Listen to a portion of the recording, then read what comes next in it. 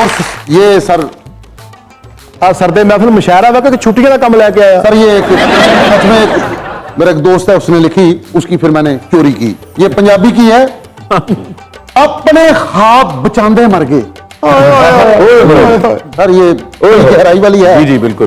कि अपने ख्वाब बचांदे मर गए, दिल दा हाल सुनांदे मर गए।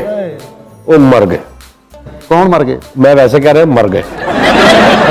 अपने ख्वाब बचांदे मर गए, दिल दा हाल सुनांदे मर गए, माड़े लोग नसीबा मारे, धी दा दाज बनांदे मर गए।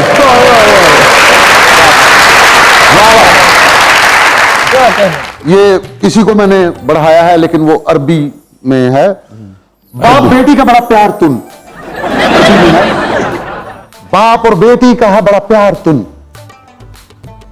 मगर बाप है ससुराल वालों के आगे बेबस तुन।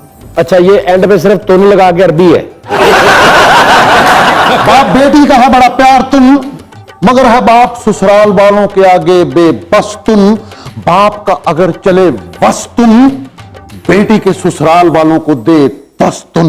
बाप के सामने कोई बेटी ना रोए तुन, गल्ला गोरियां दे विच टोए तुन, असी मर गए।